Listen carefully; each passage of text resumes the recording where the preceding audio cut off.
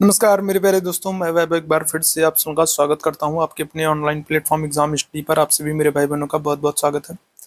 जल्दी से सारे लोग आ जाइए, फिर आज के सेशन की हम लोग शुरुआत करेंगे। जीके जीएस के बहुत ही महत्वपूर्ण प्रश्नों को आज के सेशन में हम लोग करने वाले हैं, जो कि आपके एग्जाम के लिए काफ़ी इंपॉर्टेंट हो सकते हैं।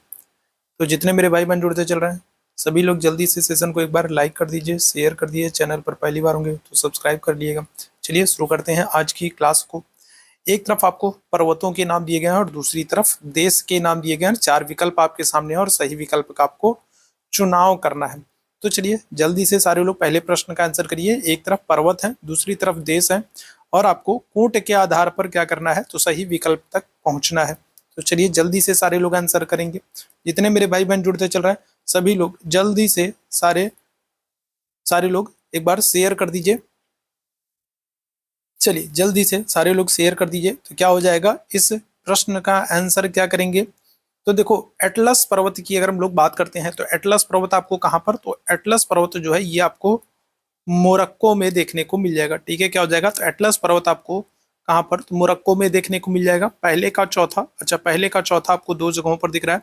इसके बाद अगर हम लोग किलीमंजारो पर्वत की बात करेंगे तो किलीमंजारो पर्वत जो है ये आपको तंजानिया में देखने को मिल जाएगा। तो पहले का चौथा और दूसरे का तीसरा कहाँ पर, तो पहले ही विकल्प में आपको दिख रहा है। ऑप्शन संख्या क्या हो जाएगा, ए बिल्कुल करेक्ट हो जाएगा। ठीक है, अगर हम लोग चिम्बोरोजो की बात करेंगे तो ये कहाँ पर, तो ये आपको इक्वाडोर में देखने को मिल जाएगा। और पेरिनीज पर्वत की बात करेंगे तो ये फ्रांस और स्पेन में देखने को मिल जाएगा। तो महत्वपूर्ण प्रश्न है। डायरेक्ट आपसे कोई एक पर्वत दे करके भी आपसे नाम पूछ सकता है। किलीमंजारो पूछ सकता है, एटलस पूछ सकता है, पेरिनीज पूछा जा सकता है, तो कोई एक पर्वत पूछा जा सकता है। तो ध्यान रखेंगे। ठीक है, अच्छा एक चीज और ध्यान रखिएगा। अगर आपसे अफ्रीका महाद्वीप का सबसे ऊंचा शिखर पूछा जाए, अगर आपसे अफ्रीका का क्या कर ले, अगर आपसे अफ्रीका का सर्वोच्च शिखर पूछा जाए तो इसको याद रखेंगे, ये महत्वपूर्ण है।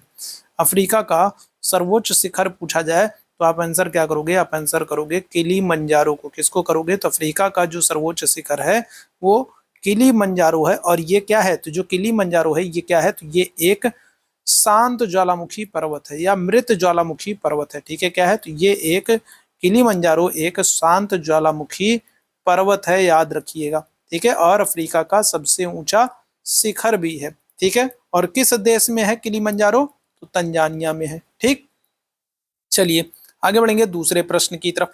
मलेशिया में किंता घाटी, तो किंता घाटी मलेशिया में है और ये किसके लिए प्रसिद्ध है, रबड़ उत्पादन के लिए, चाय उत्पादन के लिए, टिन उत्पादन के लिए या फिर कहवा उत्पादन के लिए, बताइएगा। तो मलेशिया में किंता घाटी है और ये किसके लिए प्रसिद्ध है। जितने मेरे भाई बहन जुड़ते चल रहे हैं, जितने लोगों ने सेशन को लाइक नहीं किया है, शेयर नहीं किया है, तो जल्दी से लाइक और शेयर कर दें। और चैनल पर पहली बार है और चैनल को सब्सक्राइब नहीं किया है तो चैनल को सब्सक्राइब भी जरूर कर लें, ताकि जब भी हम लोग लाइव आते हैं तो उसकी नोटिफिकेशन आपको मिल जाया करे। तो मलेशिया में जो किंता घाटी है, मलेशिया की राजधानी अगर हम लोग बात करें तो मलेशिया की राजधानी क्या हो जाएगी, तो कुआला लंपुर हो जाएगी। ठीक है, क्या हो जाएगी, तो कुआला लंपुर जो है ये मलेशिया की राजधानी हो जाएगी। और मलेशिया में जो किंता घाटी है ये टिन उत्पादन के लिए प्रसिद्ध है। किसके लिए, तो टिन उत्पादन के लिए प्रसिद्ध है, याद रखेंगे। ऑप्शन संख्या क्या हो जाएगा, सी बिल्कुल एकदम करेक्ट हो जाएगा। ठीक, चलिए आगे बढ़ेंगे अगले प्रश्न की तरफ। निम्नलिखित में से कौन सा युग्म सही सुमेलित नहीं है। एक तरफ आपको देश के नाम दिए गए, दूसरी तरफ आपको राजधानी के नाम दिए गए, आपको बताना है कौन सा ही सुमेलित नहीं है। देखो आपके एग्जाम में ऐसे प्रश्न पूछे जाते हैं, आपको देश दे देगा, राजधानी दे देगा, आपसे बोलेगा कौन सा सही सुमेलित नहीं है, या फिर क्या करेगा, एक तरफ आपको देश दे देगा, दूसरी तरफ आपको क्या कर देगा, दूसरी तरफ आपको राजधानी दे देगा और आपको क्या कर देगा, आपको मिलान करने को दे देगा कि मिलान कीजिए किस देश की कौन सी राजधानी। तो इस तरीके के प्रश्न भी आपसे पूछे जाते हैं। तो क्या आंसर करोगे, तो देखो मोरक्को की बात करेंगे तो मोरक्को की राजधानी क्या है, रबात है। ठीक है, मोरक्को की राजधानी क्या है, अगर हम लोग बात करें तो मोरक्को की राजधानी क्या है, रबात है। ठीक, चलो इसके बाद अगर हम लोग बात करें ट्यूनीसिया, ट्यूनीसिया की राजधानी क्या है, ट्यूनिस है, ये भी सही है। अल्जीरिया की राजधानी अल्जीयर्स, ये भी सही है। केप वर्डे बमाको, नहीं बमाको की राजधानी केप वर्डे नहीं, बल्कि क्या हो जाएगा, बमाको कहाँ की राजधानी है, तो बमाको जो है ये माली की राजधानी, कहाँ की, तो माली की राजधानी। क्या आंसर हो जाएगा, ऑप्शन संख्या डी जो है यहाँ पर सही सुमेलित नहीं, ऑप्शन संख्या डी आंसर करोगे। बमाको की किसकी राजधानी है, तो बमाको जो है ये माली की राजधानी, किसकी, बमाको जो है ये माली की राजधानी। ठीक, अच्छा मोरक्को की अगर हम लोग बात करें तो देखो मोरक्को से ही क्या हो रहा है, मोरक्को से एक प्रश्न आपके एग्जाम में बहुत ही महत्वपूर्ण बन जाता है। वो क्या होगा कि मोरक्को से ही 1333 में कौन, इब्न बतूता भारत आया था। ठीक है, कौन आया था? तो इब्न बतूता जो है, जिसकी पुस्तक का नाम क्या है? जिसकी पुस्तक का नाम रहला है, किस भाषा में लिखा था? अरबी भाषा में। इब्न बतूता ने अपनी पुस्तक रहला को अरबी भाषा में लिखा था। 1333 में भारत आया था। किसके समय में आया था? तो मोहम्मद बिन तुगलक के समय में आया था। किसके समय में आया था? तो मोहम्मद बिन तुगलक के समय में आया था। ठीक है, इब्न बतूता जो है मोरक्को से 1333 में इब्न बतूता के समय में आया था। इसकी पुस्तक का नाम क्या है? रहला है, अरबी भाषा में लिखी गई थी। ठीक, तो एक तो मोरक्को को याद रखिएगा। दूसरा, अगर हम लोग ट्यूनीसिया की बात करते हैं तो ट्यूनीसिया को आप याद रखेंगे, ये विश्व में जैतून के उत्पादन के में महत्वपूर्ण स्थान रखता है। ठीक है, किसके? तो जैतून के उत्पादन के लिए जाना जाता है, जैतून के लिए महत्वपूर्ण है, प्रसिद्ध है। कौन? ट्यूनीसिया याद रखेंगे। क्लियर है? अच्छा, अल्जीरिया की अगर हम लोग बात करें, अल्जीरिया की अगर हम लोग बात करें तो अल्जीरिया जो है ये क्या होगा? तो अल्जीरिया जो है ये क्षेत्रफल की दृष्टि से सबसे बड़ा देश है अफ्रीका का। क्या है? तो सबसे बड़ा देश है कहाँ का? अफ्रीका महाद्वीप का सबसे बड़ा देश है। कहाँ का? अफ्रीका महाद्वीप का। ठीक है, तो अफ्रीका महाद्वीप का जो सबसे बड़ा देश है वो कौन है? तो वो अल्जीरिया है। ठीक, राजधानी क्या है? अल्जीयर्स। तो ये सब आप याद रखेंगे। अगले प्रश्न की तरफ चलते हैं। निम्नलिखित में से कौन सी महासागरीय धारा हिंद महासागर से संबंधित है? बताइएगा, कौन सी महासागरीय धारा है जो हिंद महासागर में चलती है? तो क्या होगा भैया? अब यहाँ से भी देखो कई सारे प्रश्न बन जाते हैं। एक प्रश्न तो आपसे ये बन जाता है कि महासागरीय धारा जो है, जो चल रही है, वो गर्म है या ठंडी है। एक तो ये प्रश्न बन जाता है। दूसरा प्रश्न आपसे क्या बन जाता है कि जो महासागरीय धारा है ये कौन से महासागर में चल रही है? ठीक है, जो महासागरीय धारा है ये क्या हो रही है? ये कौन से महासागर में चल रही है? तो एक प्रश्न आपसे ये बन जा रहा है। और इसके अलावा क्या हो जाता है? इसके अलावा आपको 4 जलधाराओं के नाम दे देगा, 4 महासागरों के नाम दे देगा, आपको मिलान करने को दे देगा। इस तरीके के प्रश्न भी आपसे क्या हो जाते हैं? बन जाते हैं। ठीक, अच्छा, अब हम लोग यहाँ पर बात करते हैं। ठीक है, यहाँ पर इन सभी महासागरीय धाराओं के बारे में बात करते हैं। फ्लोरिडा की अगर हम लोग बात करें तो फ्लोरिडा की जो धारा है ये गर्म जल धारा है, और ये कहाँ पर? तो ये चलती है उत्तरी अटलांटिक महासागर में। ठीक है, कहाँ पर? तो ये चलती है उत्तरी अटलांटिक महासागर में। कनारी की धारा की अगर हम लोग बात करेंगे तो ये कैसी है? तो ये ठंडी जल धारा है, और ये कहाँ पर चलती है? ये भी चलती है उत्तरी अटलांटिक महासागर में। ठीक है, अगर हम लोग क्यूराइल की बात करें तो क्यूराइल कैसी है? तो क्यूराइल जो है ये ठंडी जलधारा है, और ये कहाँ पर चलती है? तो ये उत्तरी प्रशांत महासागर में चलती है। कहाँ पर? तो उत्तरी प्रशांत महासागर में चलती है। ठीक है, यहाँ पर जो करेक्ट आंसर होगा वो होगा अगुलहास। देखो, हिंद महासागर में अगर हम लोग बात करें तो हिंद महासागर में 2 जलधाराएं चलती हैं। कौन कौन सी चलती हैं? तो हिंद महासागर में 2 जलधाराएं जो चलती हैं, एक है मोजाम्बिक, एक है मोजाम्बिक, और दूसरी कौन सी है? दूसरी है अगुलहास। ठीक है, कौन सी है? दूसरी है अगुलहास। ठीक है, और ये दोनों ही कैसी हैं? तो ये दोनों ही गर्म जलधाराएं। याद रखेंगे, क्या करेंगे? याद रखेंगे कि ये मोजाम्बिक और अगुलहास जो है ये दोनों ही कैसी हैं? तो गर्म जलधाराएं हैं। तो क्या हो जाएगा? ऑप्शन संख्या सी बिल्कुल एकदम करेक्ट हो जाएगा। ठीक, अगले प्रश्न की तरफ चलते हैं। एक तरफ आपको उष्ण कटिबंधीय चक्रवात के नाम दिए गए हैं, दूसरी तरफ देश के नाम दिए गए हैं। एक तरफ आपको चक्रवातों के नाम दिए गए हैं और दूसरी तरफ आपको देश के नाम दिए गए हैं, और आपको सही मिलान करना है कूट के आधार पर। एक तरफ उष्ण कटिबंधीय चक्रवात और दूसरी तरफ देश के नाम।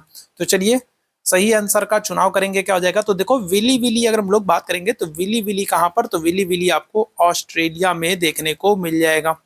ठीक, हरिकेन की अगर हम लोग बात करेंगे तो ये आपको कहाँ पर? तो ये आपको अमेरिका में देखने को मिल जाएगा।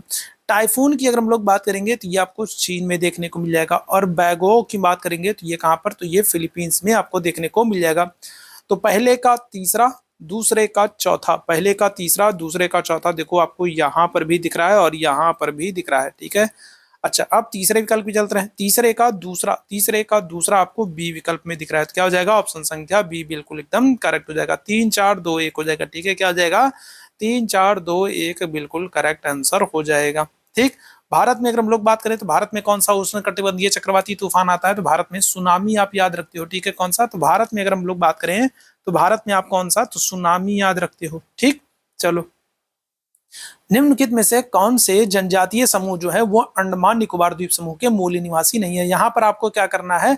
यहाँ पर आपको 4 आदिवासी समूहों के नाम दिए गए हैं और आपको बताना है कौन सी अंडमान निकोबार द्वीप समूह से संबंधित नहीं है या फिर अंडमान निकोबार द्वीप समूह के मूल निवासी नहीं है। तो हालचू होगा, रेंगमा होगा, ओंजे होगा, सोमपेन होगा। चलो जल्दी से सारे लोग आंसर करेंगे, क्या हो जाएगा, क्या हो जाएगा, चलो जल्दी से सारे लोग आंसर करेंगे। तो निम्नलिखित जनजातियों में से कौन सा भारत के अंडमान और निकोबार द्वीप समूह के मूल निवासी नहीं है? तो क्या आंसर करोगे? तो आप आंसर कर दोगे रेंगमा। रेंगमा जो है ये कहां पर, तो ये आपको पूर्वोत्तर भारत में देखने को मिलेगी। ठीक है, कहां पर, तो ये आपको पूर्वोत्तर भारत में, असम हो गया, नागालैंड हो गया, यहाँ पर आपको पूर्वोत्तर भारत में आपको रेंगमा जनजाति देखने को मिलेगी। ठीक है, अगर अंडमान की बात करें तो अंडमान में आपको हेलचा हो गया, ओंजे हो गया, सोमपेन हो गया, सेंटलीज हो गया। ठीक है, सेंटलीज हो गया। ठीक, तो ये सब जनजातियां आपको देखने को मिलेंगी कहां पर, सेंटलीज जनजाति, ये सब आपको अंडमान निकोबार द्वीप समूह में देखने को मिलेंगी। ऑप्शन संख्या बी बिल्कुल करेक्ट आंसर हो जाएगा।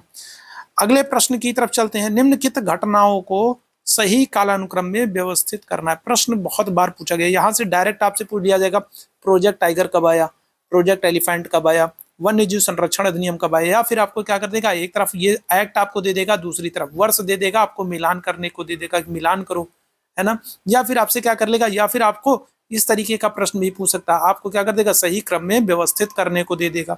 तो बताइएगा क्या हो जाएगा। तो चलिए देख लेते हैं। तो प्रोजेक्ट टाइगर की अगर हम लोग बात करेंगे तो प्रोजेक्ट टाइगर कब आ रहा है, तो ये आ रहा है 1973 में, 1973 में प्रोजेक्ट टाइगर आ रहा है। प्रोजेक्ट एलिफेंट की अगर हम लोग बात करेंगे तो प्रोजेक्ट एलिफेंट आ रहा है 1992 में आ रहा है। वन्य जीव संरक्षण अधिनियम की अगर हम लोग बात करें, वन्य जीव संरक्षण अधिनियम की अगर हम लोग बात करेंगे तो ये 1972 में आ रहा है। जैव विविधता अधिनियम की बात करेंगे तो ये आ रहा है कब, 2002 में आ रहा है।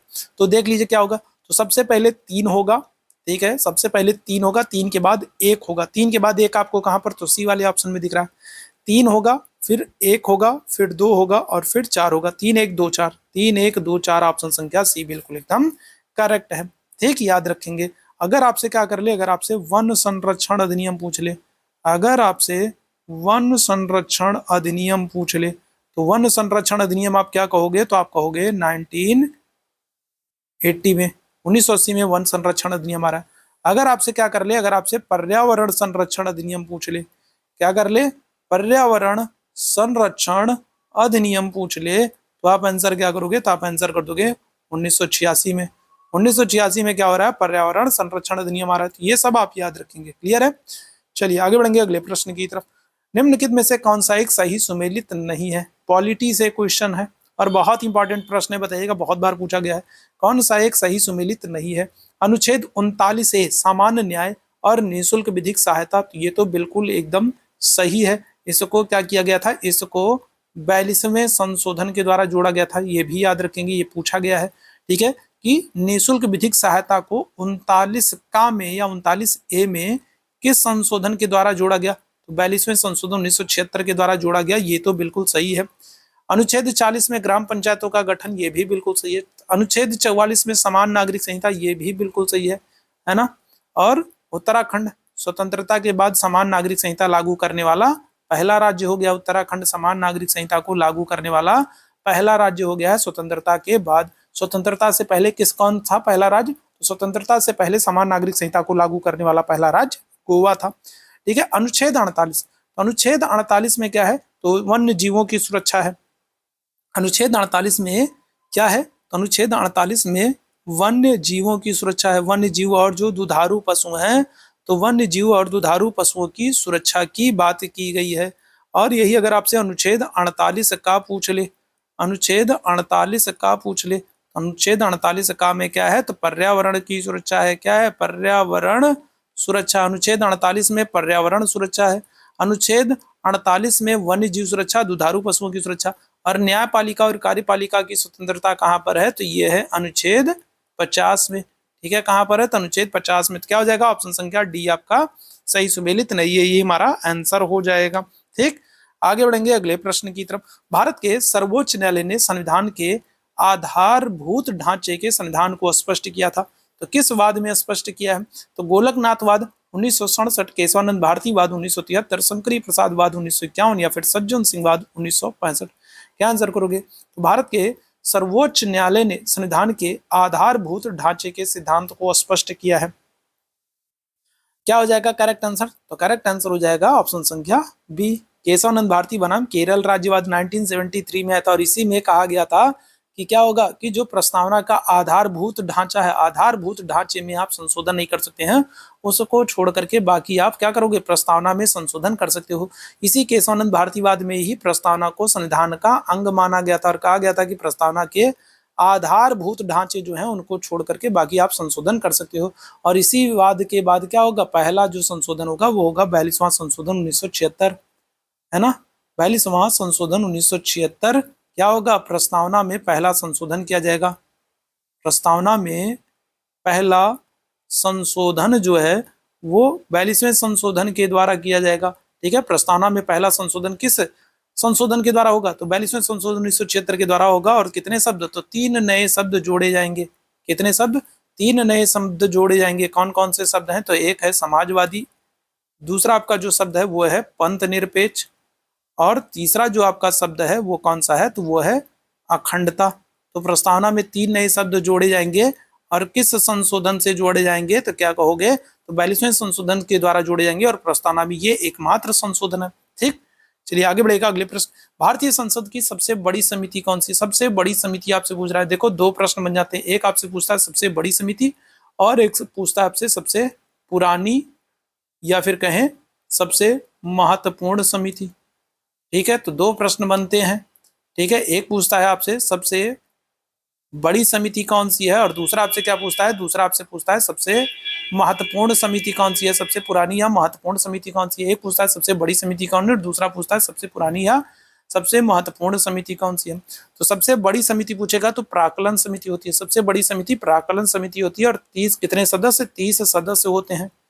प्राक्कलन समिति में कितने सदस्य, 30 सदस्य होते हैं और सभी के सभी सदस्य कहाँ से होते हैं, लोकसभा से होते हैं। प्राक्कलन समिति सबसे बड़ी समिति है, इसमें 30 सदस्य होते हैं और सभी के सभी लोकसभा से लिए आते हैं। लेकिन अगर आपसे सबसे पुरानी या सबसे महत्वपूर्ण समिति पूछा जाए तो आप क्या कहोगे, आप कहोगे लोक लेखा समिति।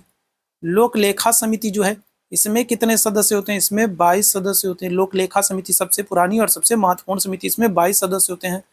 15 सदस्य जो होते हैं वो लोकसभा से होते हैं और 7 सदस्य जो होते हैं वो राज्यसभा से होते हैं। ठीक है, तो इसमें दोनों सदनों के सदस्य होते हैं, इसलिए ज्यादा महत्वपूर्ण होती है और साथ ही साथ सबसे पुरानी समिति भी है।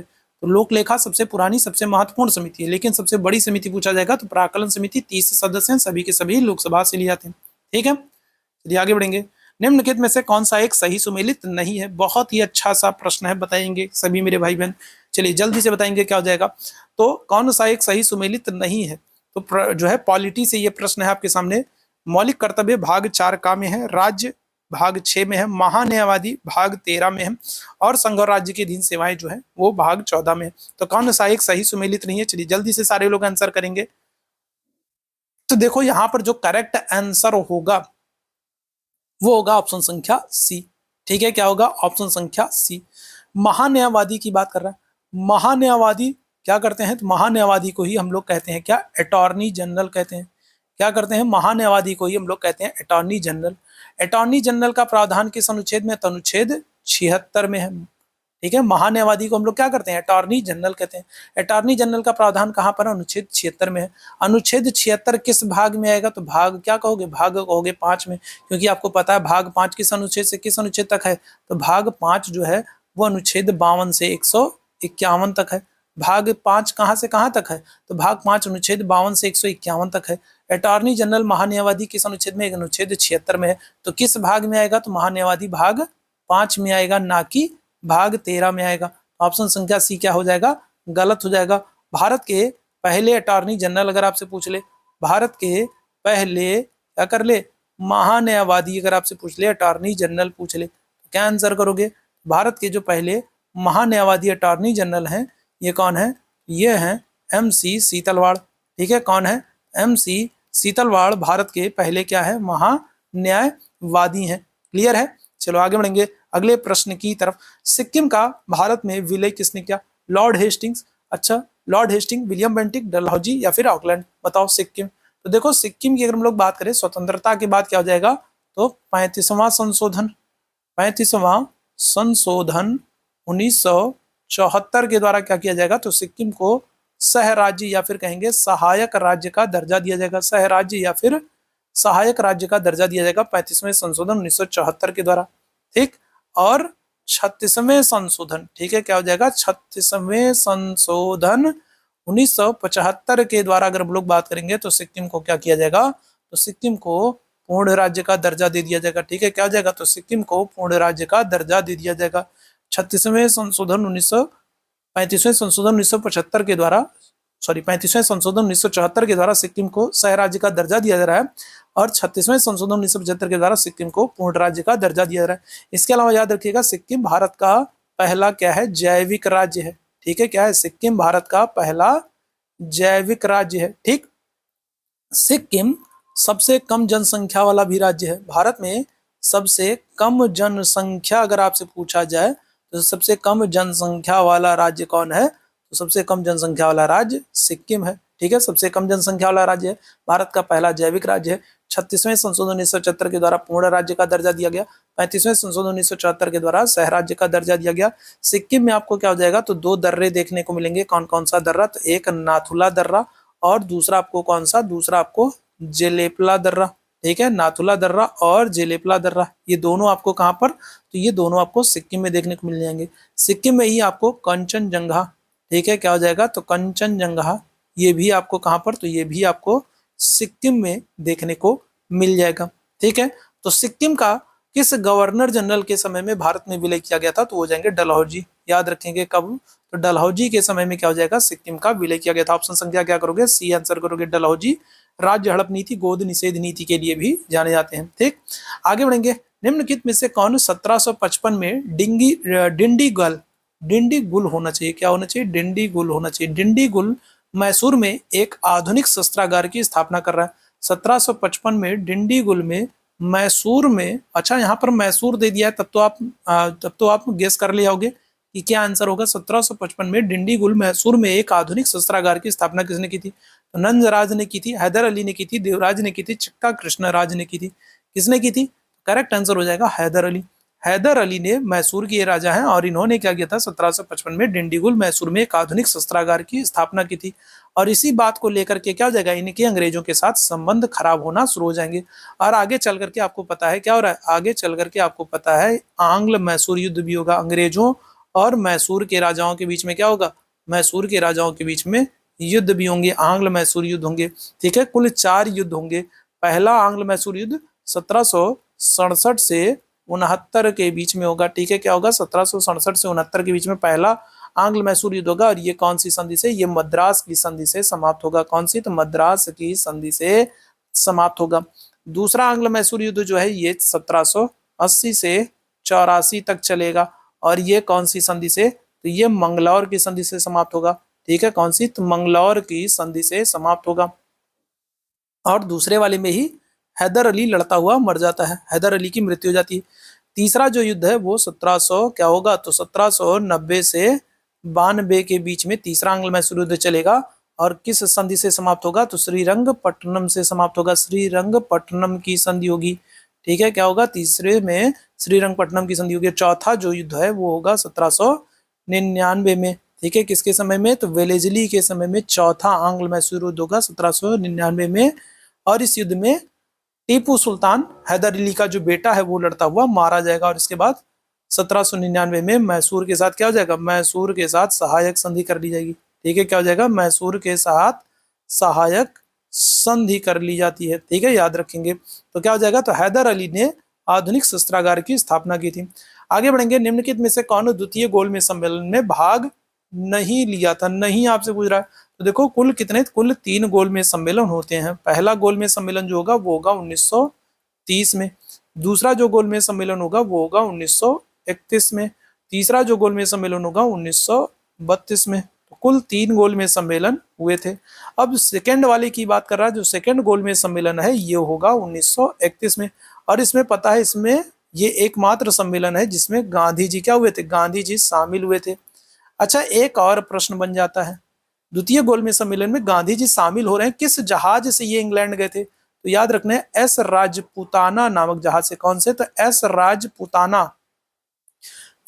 राजपूताना नामक जहाज है। और इसी पानी के जहाज से गांधी जी इंग्लैंड पहुंचे थे द्वितीय गोलमेज सम्मेलन में हिस्सा लेने के लिए। और गांधी जी एकमात्र इसी 1931 वाले द्वितीय गोलमेज सम्मेलन में एकमात्र सम्मेलन में हिस्सा लेते हैं। तो गांधी जी के साथ अगर हम लोग बात करेंगे तो सरोजनी नायडू भारतीय महिलाओं का प्रतिनिधित्व करने के लिए पहुंची थी। मदन मोहन मालवीय और एनी बेसेंट ये लोग अपने पैसे से गए थे। ये लोग अपने पैसे से इंग्लैंड गए थे। मदन मोहन मालवीय जी की बात करेंगे और एनी बेसेंट की बात करेंगे तो ये लोग अपने पैसे से गए थे। ठीक है, गांधी जी और सरोजनी नायडू अगर हम लोग बात करेंगे तो गांधी जी तो गए थे, साथ ही साथ भारतीय महिलाओं का प्रतिनिधित्व करने के लिए नायडू भी गई थी। इसमें राजेंद्र प्रसाद नहीं थे। ऑप्शन संख्या क्या आ जाएगा? डी बिल्कुल एकदम करेक्ट आंसर हो जाएगा। क्या हो जाएगा? तो ऑप्शन संख्या डी बिल्कुल करेक्ट हो जाएगा, राजेंद्र प्रसाद नहीं थे। ठीक, आगे बढ़ेंगे अगले प्रश्न की तरफ। एक तरफ आपको महाजनपदों के नाम दिए गए और दूसरी तरफ आपको राजधानियों के नाम दिए गए। ऊंट के आधार पर आपको सही विकल्प का चुनाव करना है। प्राचीन भारत में आपको पता है कि कितने 16 महाजनपद थे। प्राचीन काल में अगर हम लोग बात करें तो प्राचीन काल में आपको 16 महाजनपद का उल्लेख मिलता है। कहाँ कहाँ से मिलता है? तो एक तो बौद्ध ग्रंथ है। बौद्ध ग्रंथ का नाम क्या है? तो बौद्ध ग्रंथ का नाम है अंगुत्तर निकाय। ठीक है, क्या नाम है? तो एक तो बौद्ध ग्रंथ है जिसका नाम है अंगुत्तर निकाय और दूसरा है जैन ग्रंथ। जैन ग्रंथ की अगर हम लोग बात करेंगे तो जैन ग्रंथ का नाम क्या है? भगवती सूत्र है। ठीक है, क्या है? तो जैन ग्रंथ का नाम है भगवती सूत्र और बौद्ध ग्रंथ का नाम क्या है? अंगुत्तर निकाय। इन दोनों में 16 महाजनपद का उल्लेख मिलता है। अब यहां से अगर आपसे पूछा जाए कि क्या होगा, एक तरफ महाजनपदों के नाम दिए गए, एक तरफ राजधानियों के नाम दिए गए और आपको कोट का सही मिलान करना है, तो मत्स्य की अगर हम लोग बात करेंगे तो मत्स्य का हो जाएगा वैराटनगर। ठीक है, पहले का तीसरा। ठीक है, कुरु की अगर हम लोग बात करें तो कुरु की राजधानी हो जाएगी इंद्रप्रस्थ। शूरसेन की राजधानी हो जाएगी मथुरा और अस्मक की राजधानी हो जाएगी पोतन। तो पहले का तीसरा, दूसरे का चौथा, पहले का तीसरा, दूसरे का चौथा कहां पर? ऑप्शन संख्या सी में दिख रहा है। कहां पर दिख रहा है? ऑप्शन संख्या सी में दिख रहा है। ठीक है, 3 4 1 2 हो जाएगा, बिल्कुल करेक्ट हो जाएगा ऑप्शन संख्या सी। आगे बढ़ेंगे अगले प्रश्न की तरफ। निम्नलिखित में से किस वंश के शासकों को पुराणों में श्री पर्वतीय कहा गया है? बताइएगा क्या हो जाएगा। अगर सेशन आप लोगों को पसंद आ रहा हो तो सेशन को आप लोग शेयर जरूर कीजिए, है ना, और चैनल पर पहली बार है तो सब्सक्राइब जरूर कर लिए ताकि जब भी हम लोग लाइव आते हैं तो उसकी नोटिफिकेशन आपको मिल जाया करे। क्लियर है? तो शेयर एक बार जरूर कर दोगे ताकि बाकी भाई बहनों तक भी ये सेशन पहुंच सके। तो क्या हो जाएगा? किस वंश के शासकों को पुराणों में श्री पर्वतीय कहा गया? तो क्या आंसर करोगे? तो आप आंसर करोगे इक्ष्वाकु। ठीक है, क्या करोगे? इक्ष्वाकु कहोगे। ठीक है, ऑप्शन संख्या क्या हो जाएगा? बी बिल्कुल एकदम करेक्ट हो जाएगा। ठीक, आगे बढ़ेंगे अगले प्रश्न की तरफ। मानव आहार में पॉलिश किए हुए चावल के उपयोग से कौन सा रोग होता है? ये प्रश्न आपके एग्जाम में पूछा गया है। बताएंगे क्या हो जाएगा। तो मानव अगर पॉलिश किए हुए चावल का उपयोग करता है तो कौन सा रोग होता है? तो सूखा रोग होगा, रक्ताल्पता होगा, घेंघा होगा या फिर बेरी बेरी हो जाएगा। तो बताइएगा क्या हो जाएगा। तो अगर हम लोग बात करें मानव पॉलिश किए हुए चावल का प्रयोग करता है तो उसके अंदर क्या होता है? तो विटामिन B1 की कमी हो जाती है। ठीक है, क्या हो जाती है? विटामिन B1 की कमी हो जाती है। मानो अगर पॉलिश किए हुए चावल का उपयोग करता है तो उसके अंदर विटामिन B1 की कमी हो जाती है और विटामिन B1 की कमी से आपको पता है बेरी बेरी रोग होता है। कौन सा रोग होता है? तो बेरी बेरी रोग होता है। ऑप्शन संख्या क्या हो जाएगा? डी बिल्कुल एकदम करेक्ट हो जाएगा। क्लियर है? आगे बढ़ेंगे अगले प्रश्न की तरफ। निम्नलिखित में से किस में दुर्लभ उपलब्धि के लिए वैश्विक 500 पुरस्कार प्रदान किया था? बताइएगा। तो ग्लोबल 500 पुरस्कार की बात करेंगे किस क्षेत्र में दिया था? वैश्विक 500 ग्लोबल 500 पुरस्कार किस क्षेत्र में दिया था? जीन संरक्षण के क्षेत्र में, पर्यावरण संरक्षण के क्षेत्र में, जनसंख्या नियंत्रण के क्षेत्र में, प्रदूषण नियंत्रण के क्षेत्र में। तो क्या हो जाएगा? तो करेक्ट आंसर आप करोगे पर्यावरण संरक्षण के क्षेत्र में। किसके? तो ग्लोबल 500 पुरस्कार जो है ये पर्यावरण संरक्षण के क्षेत्र में दिया जाता है। और याद रखेंगे पर्यावरण संरक्षण के लिए टायलर पुरस्कार भी दिया जाता है। कौन सा?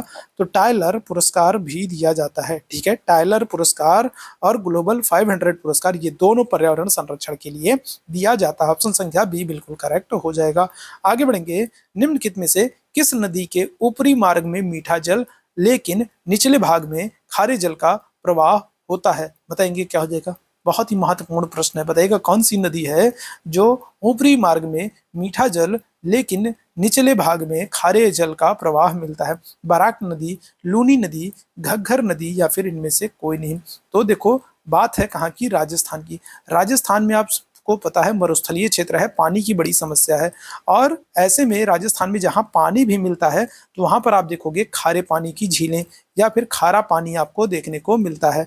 ठीक है, तो खारे पानी की उपलब्धता होती है। ऐसे में अगर वहां पर मीठे जल की कोई नदी है तो उसकी इंपॉर्टेंस अपने आप बढ़ जाती है। और ये नदी कौन सी होगी? ये लूनी नदी होगी। लूनी नदी का जो ऊपरी हिस्सा होता है जल का, वो कैसा होता है? मीठा होता है। यही कारण है कि लूनी नदी को राजस्थान में सबसे महत्वपूर्ण नदी मानी जाती है। क्यों मानी जाती है? कि एक तो राजस्थान मरुस्थलीय क्षेत्र, जहां पर पानी का इतना बड़ा संकट है, ऊपर से जहां पानी भी मिल रहा है वहां पर खारा पानी मिल रहा है। तो ऐसे में अगर कोई नदी है जो मीठे जल का प्रवाह कर रही है तो वो अपने आप में महत्वपूर्ण हो जाएगी। ऑप्शन संख्या क्या कर दोगे? तो बी आंसर कर दोगे, लूनी नदी। क्लियर है?